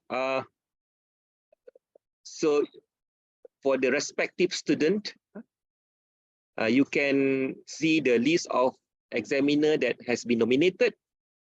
And if you want to look at the status, whether he has accepted or rejected nomination, you can click on the list of examiner for approval. You click this button, this is for administrator. So you can see this, page. So the administrator will maneuver the page during the meeting. So basically, you'll have option to approve under the new external examiner. In the case, if the new external examiner, if the external examiner is not in the database, you will see these two buttons, the tick and also the cross. You have to approve the external examiner first, so that the status are all approved. And then you have this next column to approve the nomination, and also to reject. So you can click, this has not endorsed yet. You haven't gone through the endorsement stage, but just to finalize the name. So once you have click on the respective examiner that you want to, that has been nominated to be finalized, and then you can click on the examiner sequence. And then what happened is you'll see this page for that respective student. So the 3 nominated examiner, they have responded and you want them to the examiner. But this person, you want to reject, even though he has responded. So you can reject. So the record of rejection is here as well when you click on the cross in the previous page. So in this page, you can resequence, reorder the examiner. Internal 1 can be switched to internal 2 and likewise. And at the bottom, for those who has been rejected, then the KPGC can assign new examiner. So what is the difference between this time in the invitation, this time compared to the old one? In the old one, the signee will be the supervisor name, but this one will be the PG office name, to differentiate. All right, these are all for the administrator to look at the status of the nomination, whether in this case, for example, KPGC has accepted nomination. Number 2, examiner accepted nomination. It's not yet brought to the KPGC. Number 3, this guys, Farid, KPGC accepted nomination, and so on. So this is under the territory of administrator. So I can just skip this. All right, the next module that supervisor will use is completion checklist. So this module is for the supervisor to endorse the document submitted by the student. So he is done with the nomination examiner. The next part is to settle with the document, thesis document. All right, so as usual, you click on the menu, completion checklist, and the list of students who has submitted document will be seen here. You can click whether to recommend, not recommend. Click that button, you see this page. So basically, the student has to submit 3 types of document. The first one is the thesis itself. Once you download and you read and you see this is okay, you tick here and you give comment if it is not okay. But the tick is mandatory to make sure or to say that you have seen the thesis. You have seen the document and not necessarily only the thesis, because the next one is the turn-in report. This is like commitment made by the supervisor to ensure they have looked at the document prior to the student submission. A proof of publication in engineering, for example, only the first page the student has to submit. And other form if need be. If the department or kuliah has extra form, for example, the format form. So all this a lot of tick over there, right? So that form can be uploaded if the format has been approved by the supervisor. And the supervisor will recommend, not recommend. And then what happened next? Okay. And for the administrator, you also have these three status, whether the student is experiencing financial block, whether he is active student, whether he is paid, the paid is clear. So if he's not active, for example, so you don't want to proceed. But financial block, you can still, okay. All right. So the next level of approval will be the kuliah administrator. The kuliah administrator, in this case, is Ku Lukman. He will check and verify all the document.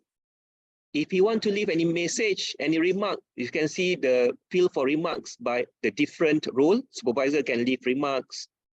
The kuliah administrator will leave remark. But since everything is okay, the DPG is also okay. And then the status, once the DPG click the button, is approved. Okay. All right. Again, the next step is to generate the forms, the document, the thesis required to be sent to the examiner together with the appointment letter. So now we have the examiner finalized, we have the document, administrator will proceed sending the appointment letter. So we have some cases here where, you know, action needed for the first row, for example, this Ainul Farihin, the person, this Professor Yusuf, we need to generate appointment letter to him. So all of them actually need to generate appointment letter. If we have generate, then the status will change. Okay, and then we can also view the appointment letter to ensure that the content is correct. This is under the administrative view. And then from this module, this module actually is not the same as supervisor, but I just want to show you. I mean, supervisor can also benefit from this because we will never see this page, but at least you know what's going to happen behind the wall. So you see, for Dr. Yusuf, generate appointment letter, and this Muhammad Khairul awaiting examiner. So the status is all there for the administrator to take the next action. He will then generate document and send the document and the appointment letter to the examiner. Send notification to examiner. Okay. Once the examiner has received accept the appointment, then from the time he click the acceptance button, the clock start ticking. Countdown will start. For PhD, we'll give them 45 days, and for master, we give them 30 days. So in this case, for example, the examiner has even submitted. So supervisor can see this, student can see this as well. If the student find the examiner is not, I mean, the counting is still, counter is still counting. If the student feel that certain follow-up need to be done, then perhaps you can just see the PG office because supervisor cannot help. It's supposed to be confidential. All right. Now, when the report are all coming back, then administrator will need to set for the VIVA or the PTAP. So you see in this view, for example, you have cases, this is new. New means that you haven't set the VIVA VOC yet. For the one that has been set, there is no status new. So you just need to click view detail. And then here is where you can invite the committee members. Who's the chairperson? who's the academic secretariat, who's the Centre of Studies representative. For the master student, maybe you can just leave this field empty because there is no Centre of Studies representative. The date and time, the venue, if in the case the exam is done online, then you give the online link. And preview and generate letter, you click. And then the invitation letter will be sent to the committee member for the examination. Right? So when come the day of iVIVA, so after the iVIVA is done, then you need to file the report. You need to key in the report.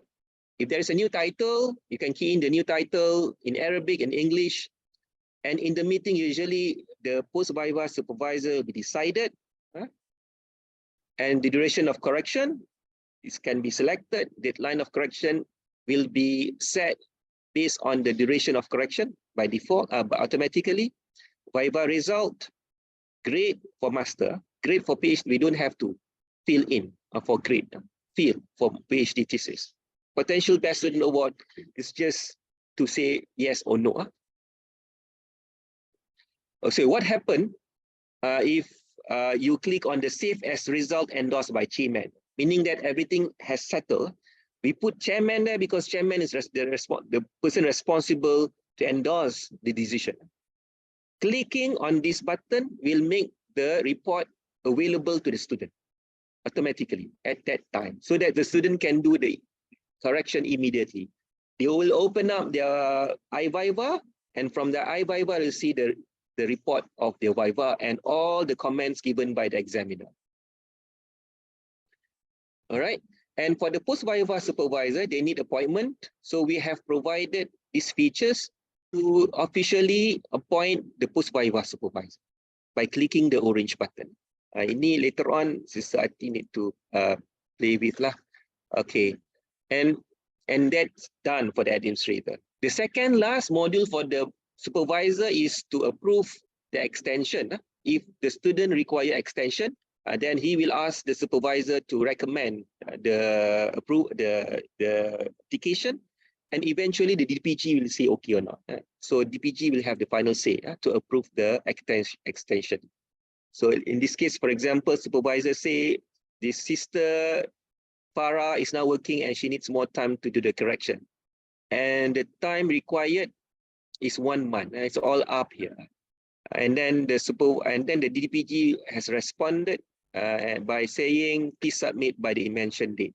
So the record with the remarks are all can be found in the system.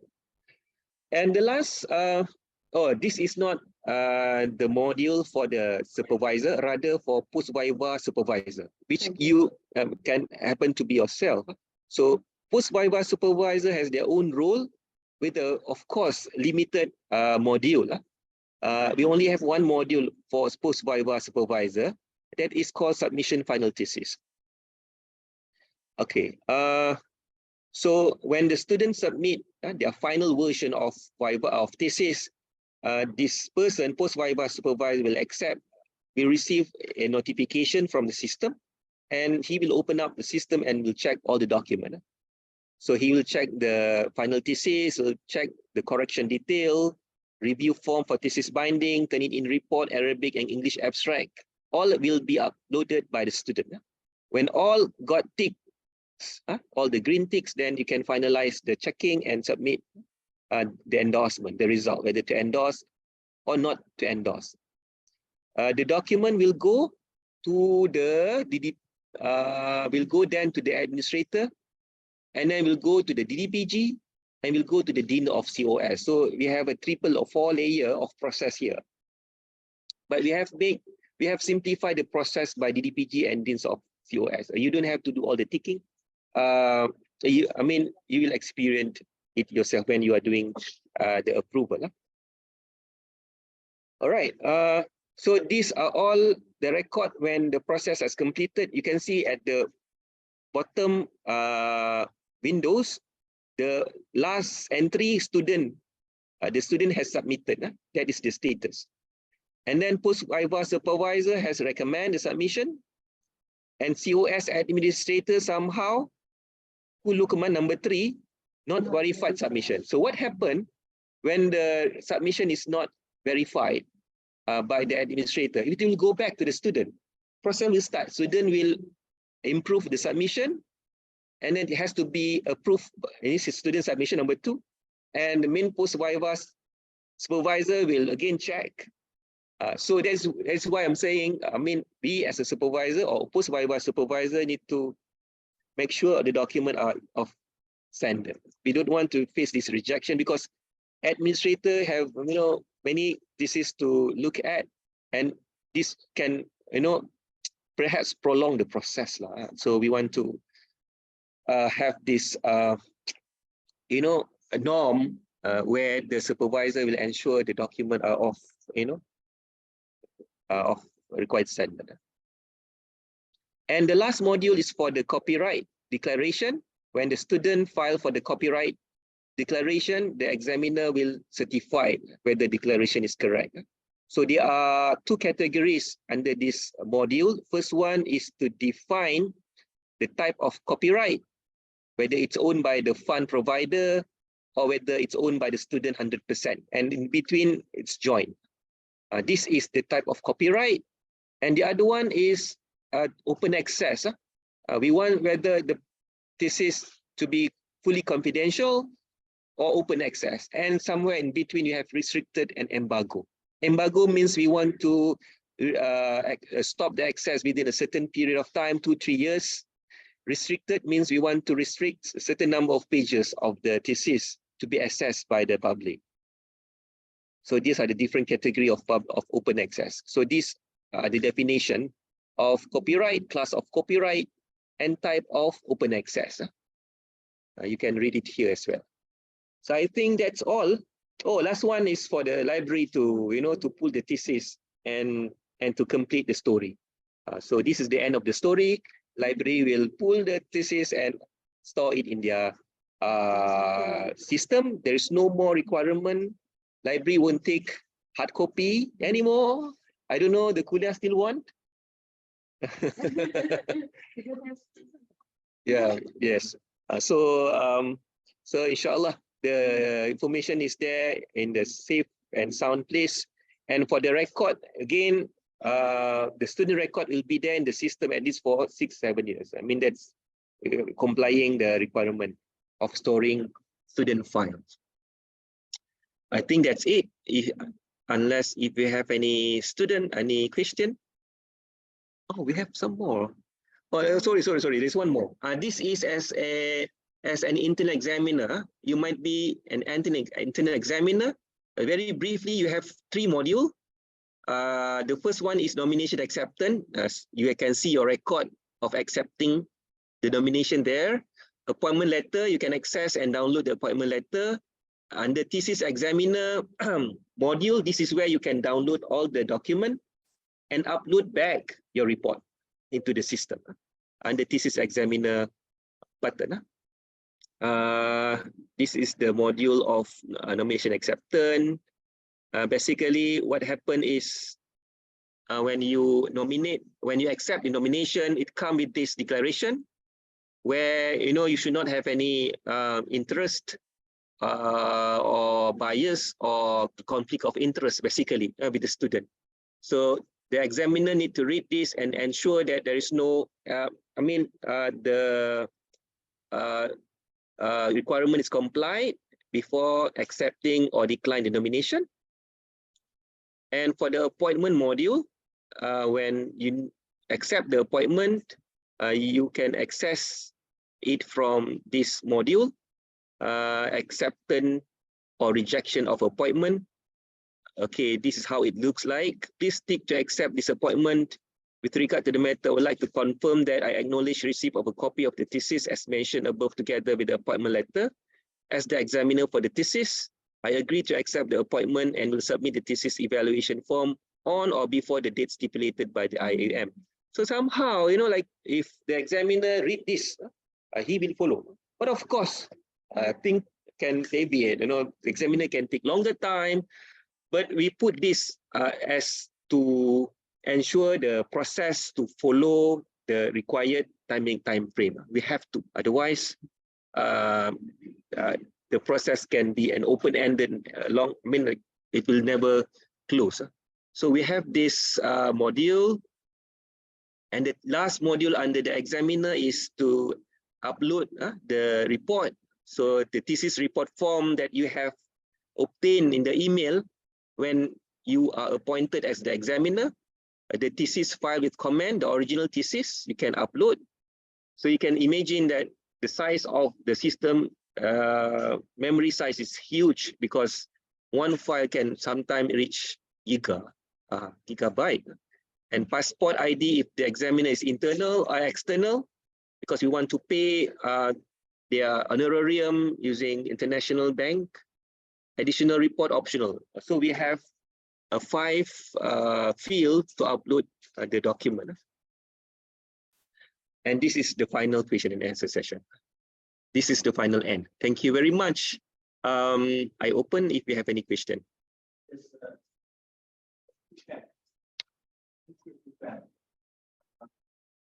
I think this I think more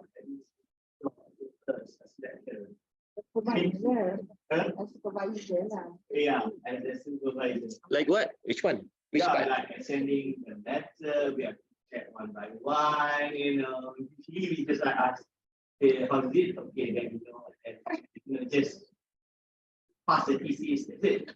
But now we are feeling lots of, administrative job That's why So- it's on the supervisor. on the lah. supervisor. Yeah. So meaning before the administrator was the one who do the job, right? Usually we contact the administrator.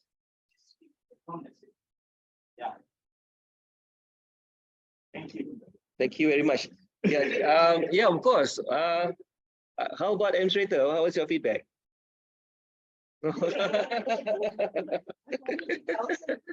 No, I mean a manual process. The objective of the system is to, of course, I'm not very sure whether it will create more work to the supervisor. It's, of course, it's based on the background experience. Well, to us at engineering, for example, this is the kind of work that we usually do. We don't pass the information to PG office to nominate an examiner, for example. So it is normal to us. But for you guys, I don't know. Perhaps I don't know what is the practice at IRK.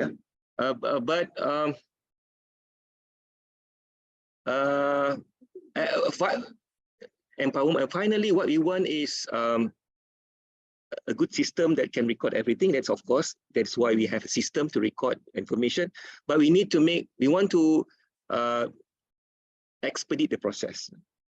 And to expedite the process, we believe the person who is responsible or know about the process should react upon it. For example, nomination of examiner. I'm not really sure if we pass the baton to administrator to search the examiner. Again, yeah. Where I think supervisor might know more because that is his field. Right. Have you ever looked to find if you know who's going to go? But it's easy, like, okay, this is the detail of the examiner, and then the administration will prepare the letter and the email, send it. But now we have like, everything. Okay, check one by one. Like I said, we might press the wrong button every time, even though you have already good training. Alhamdulillah. Yeah. Thank you for the feedback. To have a system, a smart system, is not easy. We have to have a lot of information or database program in the system so that the system can make a decision. This is a decision-making system. A smart system with artificial intelligence. But Doctor, when we develop the system, we try to address the case where, like what you said, we accidentally click button. If everything goes smoothly, the process is very simple. Because we receive positive response from the user, you might find it is interesting as well, more interesting because you might treat it as a new game, for example. Reading email, and see, how the system respond. it's kind of interesting. When I receive email notifying me I'm appointed as an examiner by one of my colleague. The first time I'm using the system as examiner, I feel very excited. Because before like in the manual process, somebody call you or send you email and you reply him back and then you just wait. Sometimes it's just quiet. They just nominate you just for the sake to fulfill the requirement for that university. You never receive the appointment. Kind of upsetting eventually after some times. But when you receive email say that, okay, now you have to respond within 5 days. The name is not necessarily mean that your name will be selected examiner. You are kind of ready, you know. My experience too. But I think by times, inshallah, you will get used to it. Of course, new system usually will receive resistance. It's normal. Huh?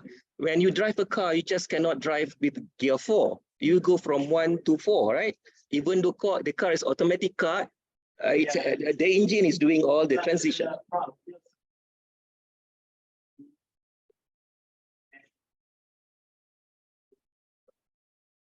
So how many teachers have already, seek for, pension early? Yes. That might happen to the university. Let us try first. Yeah. I think. Yeah, I got it. So well, it can always change the policy, right? In the future. So we always have to get the. Yeah. I No, don't worry. Yeah.